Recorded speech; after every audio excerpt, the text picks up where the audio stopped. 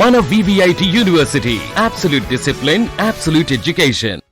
రంగారెడ్డి జిల్లా షాబాద్లో జరిగినటువంటి ఒక ఘటన, 6గురిని అత్యంత పాశవికంగా హత్య చేశాడు ఒక దుర్మార్గుడు. ప్రస్తుతం ఇతనికి సంబంధించినటువంటి కేసులో పోలీసులు నిర్లక్ష్యంగా వ్యవహరించడం వల్లే ఇంత దారుణం జరిగిందనేది ఇప్పుడు బాధిత కుటుంబాలకు సంబంధించినటువంటి కుటుంబ సభ్యులు ఆరోపిస్తున్నారు. ప్రస్తుతం దీనికి సంబంధించినటువంటి ఘటనపై అక్కడ తాజా సమాచారాన్ని అందించడానికి Suman TV news CEO Nirupama అక్కడ స్పాట్లో ఉన్నారు. సో అక్కడ ముఖ్యంగా ఎవరైతే ఈ నిందితుడు రాజ్ కుమార్ ఉన్నారో, రాజ్ కుమార్ అక్కడ రైల్వే స్టేషన్కి సమీపంలో కారును అక్కడ వదిలేసి పారిపోయాడు అనేటువంటి సమాచారం కూడా వస్తుంది. అలాగే స్థానిక పోలీస్ స్టేషన్కి సంబంధించినటువంటి SIని కూడా సస్పెండ్ చేసినట్టుగా కొన్ని వార్తలు కూడా వస్తున్నాయి. నిజంగా పోలీసులు ఏమంటున్నారు, దీనికి సంబంధించినటువంటి పోలీసు ఉన్నతాధికారులు పోలీసుల వ్యవహార శైలిపై ఎలా రియాక్ట్ అవుతున్నారో ఫుల్ డీటెయిల్స్ని తెలుసుకునే ప్రయత్నం చేద్దాం. నిరుపమ, చెప్పండి, అక్కడ తాజా పరిస్థితి ఏంటి? ముఖ్యంగా ఎవరైతే ఈ నిందితుడు, ఈ దుర్మార్గుడు, ఎవరైతే ప్రేమోన్మాదిగా చెప్పబడుతున్నటువంటి రాజ్ కుమార్ ప్రస్తుతం పరారీలో ఉన్నాడు. అతను ఒక రైల్వే స్టేషన్ సమీపంలో కారును వదిలి వెళ్ళిపోయాడు అనేటువంటి సమాచారం వస్తుంది. కరెక్టే అంటారా? నందిగామ ప్లేస్ లో ఆ ఏరియాలో కార్ ను వదిలేసి రైల్వే స్టేషన్ లోపలికి వెళ్ళాడని చెప్పి తెలుస్తుంది. అంతవరకే సీసీ కెమెరాలో ఫుటేజ్ దొరికిందని చెప్తున్నారు పోలీసులు. ఆ తర్వాత ఏం జరిగిందనేది తెలియదు. కొంతమంది అయితే చనిపోయాడని రైల్వే స్టేషన్ లో రైలు కింద పడ్డాడని చెప్పేసి, తర్వాత చెరువులో పడ్డాడని, ఇలా సూసైడ్ చేసుకున్న రకరకాలుగా వినిపిస్తున్నాయి. కానీ ఇప్పటి వరకు అయితే పూర్తి సమాచారం, అలాగే కన్ఫర్మ్డ్ ఇన్ఫర్మేషన్ అయితే మాత్రం ఏది లేదు.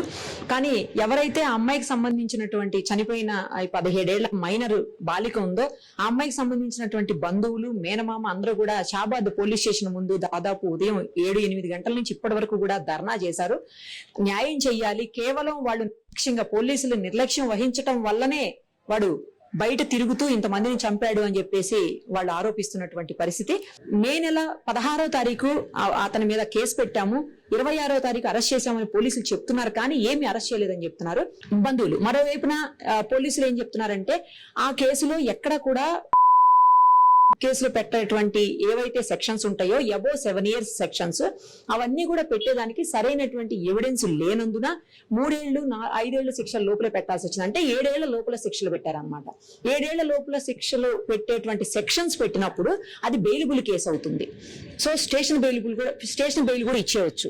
సో ఆ సందర్భంలోనే అతనికి స్టేషన్ బెయిల్ ఇచ్చారని కేవలం ఆ ఆరోపణతోటే SI రమేష్ అనే ఆయన్ని ఇప్పుడు సస్పెండ్ చేశారు. CP గారు, అలాగే కలెక్టర్ గారు, మొత్తం పోలీసు ఉన్నతాధికారులతో సహా అందరూ, రెవెన్యూ అధికారులతో సహా అందరూ కూడా ఇక్కడే ఉండి మానిటర్ చేస్తున్నారు. MRO దగ్గర నుంచి అందరు ఇక్కడే ఉన్నారు. సో ఇంకోటి ఏంటంటే, ఇప్పుడు ఎవరైతే ధర్నా చేస్తున్నారో వాళ్ళు అంటే ఆ కుటుంబంలో, ఈ చనిపోయినటువంటి 17 ఏళ్ల అమ్మాయి మైనర్ కుటుంబంలో ఒకే ఒక్క అమ్మాయి మిగిలింది. ఆ అమ్మాయికి అక్క అనమాట. తను మానసిక వికలాంగురాలు, అలాగే సేమ్ టైమ్ లెగ్స్ కూడా లేవు, కాళ్ళు కూడా లేవన్నమాట. శారీరక మానసిక వికలాంగురాలు అమ్మాయి. ఆ అమ్మాయిని ఇప్పటి వరకు సాకినటువంటి తల్లి, నానమ్మ, చెల్లి ఎవరూ లేరు. సంవత్సరం క్రితం తండ్రి కూడా చనిపోయాడు. ఆయన కూడా అనుమానాస్పద మరణం అని చెప్తున్నారు. గతంలో ఒక 2-3 నెలల క్రితమే ఇతను ఎవరైతే ఈ నిందితుడు ఉన్నాడో రాజకుమార్, అతను మీ నాన్నను చంపినట్టే మీ అమ్మని, మీ నాన్నమ్మని కూడా చంపేస్తాను, మిమ్మల్ని ఎవరిని వదిలిపెట్టను, అప్పుడు నువ్వు నా సొంతం అవుతావు అని చెప్పేసి ఆ మాటలు మాట్లాడాడు అని చెప్పి వాళ్ళ మేనమామ వాళ్ళందరూ చెప్తున్నారు. FIR కాపీలో కూడా మేము ఇవన్నీ పొందుపరిచాము, పోలీసులకు ఇచ్చిన రిపోర్ట్ లో కూడా మేము ఇవన్నీ రాసామని చెప్పేసి వాళ్ళు చెప్తా ఉన్నారు. సో ఇప్పుడు ఆ అమ్మాయికి అయితే ఎవరూ లేరు, మిగిలిపోయింది. ఎవరో బాబాయిలు, ఇట్లా దూరపు బంధువులు తప్పించి ఎవరూ లేరు. ఆ అమ్మాయి కనీసం మాట్లాడలేదు, కనీసం ఆకలిస్తుందని చెప్పలేనటువంటి దీన అవస్థలో, దారుణ పరిస్థితుల్లో ఉంది. ఇప్పుడు ఆ అమ్మాయి కలెక్టర్ గారు 5 lakhs ఎక్స్గ్రేషియా ప్రకటించారు. అయితే 5 lakhs ఏ రకంగా కూడా సరిపోవు, కనీసం 20 నుంచి 25 లక్షలు ఇవ్వాలని చెప్పేసి వాళ్ళ కుటుంబ సభ్యులు డిమాండ్ చేస్తున్నటువంటి సిచ్యువేషన్ ఉంది. వాళ్ళందరినీ లోపల పోలీస్ స్టేషన్ లోపల, ఇప్పుడు మనం కూడా పోలీస్ స్టేషన్ లోనే ఉన్నాము, పోలీస్ స్టేషన్ లోపల కలెక్టర్ గారు, అలాగే CP గారు వీళ్ళందరూ కూడా మాట్లాడుతున్నారు. ఫ్యూచర్ సిటీ CP గారు కూడా, తరుణ్ జోషి గారు ఇక్కడే ఉన్నారు ఉదయం నుంచి. సో వాళ్ళందరూ వాళ్ళతో మాట్లాడుతున్నారు. మరి ఏం సంజాయించి దేనికి ఒప్పిస్తారు అనేది ఇంకా తెలియదు. ఇప్పటికైతే కలెక్టర్ గారి నుంచి వచ్చింది 5 lakhs ఎక్స్గ్రేషియా. మరోవైపు ఎవరైతే చిన్నపిల్లలు అంటే ఈ అమ్మాయి వైపు, పర్టికులర్ గా 17 years అమ్మాయి వైపు అయితే అసలు పోరాడేదానికి గాని, ఆ అమ్మాయి వైపు న్యాయం కోసం గొడవ పెట్టుకోవడానికి గాని ఎవరూ లేరు. అలా మేనమామలు, బాబాయ్ లేదో దూరపు బంధువులు ఉన్నారు. కేవలం ఒక్క అమ్మాయి మిగిలిపోయింది. ఎవరైతే వికలాంగురాలు ఉందో ఆ అమ్మాయి మాత్రమే మిగిలిపోయింది. సో ఇంకోవైపు ఎవరైతే ఈ సరిత ఉందో, అంటే ఈ నిందితుడి వైఫ్ సరిత ఉందో, ఆ అమ్మాయిని చంపాడు. అలాగే ఆమెతో పాటు పిల్లలిద్దరిని కూడా, చిన్న పిల్లలు ఎంత బాగున్నారో పిల్లలు కూడా. అసలు మరి వాడు కన్న పిల్లల్ని వాడికి చంపడానికి ఎలా చేతులు వచ్చినాయో అర్థం కావట్లేదు.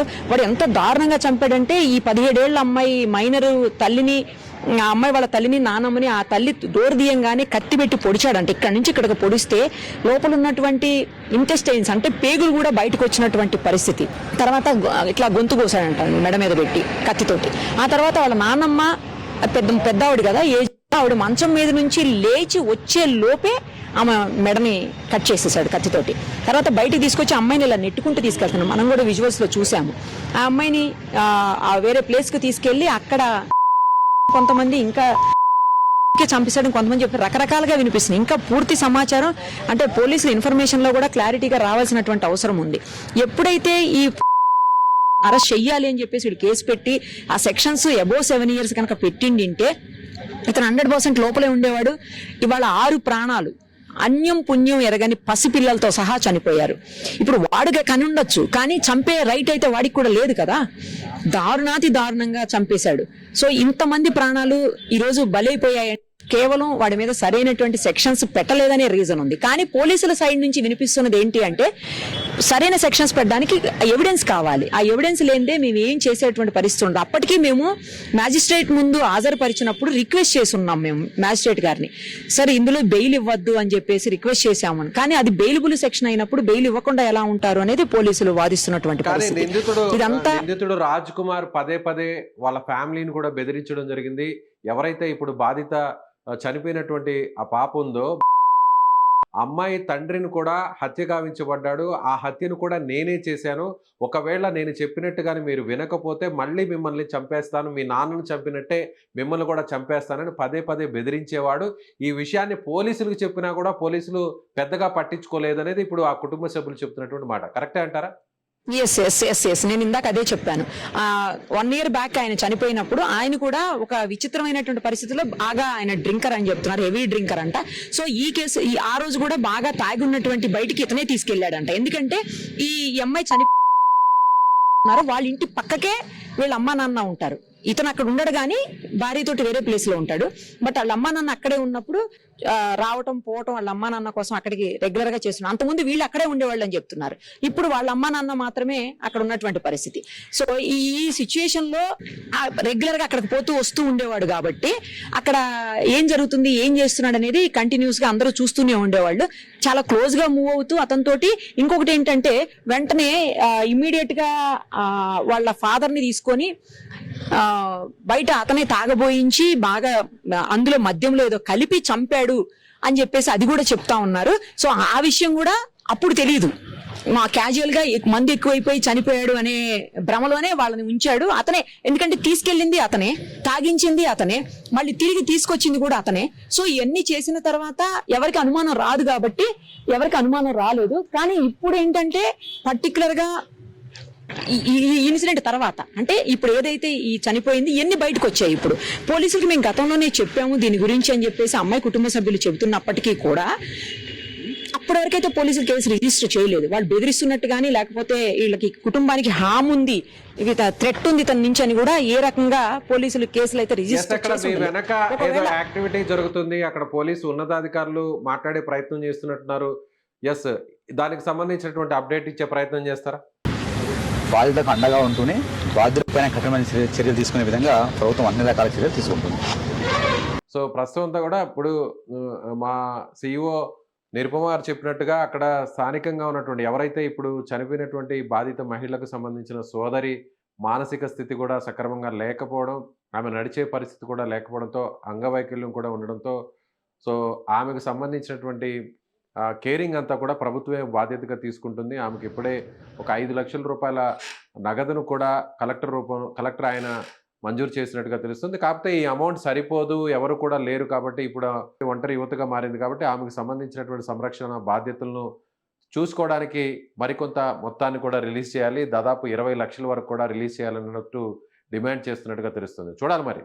సో స్థానికంగా ఇప్పటికే అక్కడ పెద్ద ఎత్తున నిరసనలు అయితే వస్తున్నాయి. ఉదయం నుంచి ఇప్పటి వరకు కూడా బాధిత కుటుంబ సభ్యులు ధర్నా చేశారు. మరోవైపు ఎవరైతే ఈ కర్కశకుడు, ఎవరైతే ఈ ప్రేమోన్మాది రాజ్ కుమార్ ఉన్నాడో అతను ప్రస్తుతం అక్కడ నందిగామకు సంబంధించినటువంటి రైల్వే స్టేషన్ దగ్గర కారుని వదిలేసి అక్కడి నుంచి వెళ్ళినట్టుగా తెలుస్తుంది. సో ఏదేమైనా కూడా ఇప్పుడు అందరూ కూడా ఒకే డిమాండ్ చేస్తున్నారు, ఖచ్చితంగా ఇలాంటి దుర్మార్గుడికి బహిరంగంగానే శిక్ష పడాలి. సో కన్న బిడ్డలను భార్యను, కట్టుకున్న భార్యను, చివరికి అపశుభం తెలియని ఒక మైనర్ బాలికను, వాళ్ళ తల్లి నానమ్మను కూడా బలి తీసుకున్నటువంటి ఇలాంటి వ్యక్తులకు కఠినమైనటువంటి శిక్షలు పడాలని అక్కడ స్థానికంగా డిమాండ్ వస్తుంది. Thank you.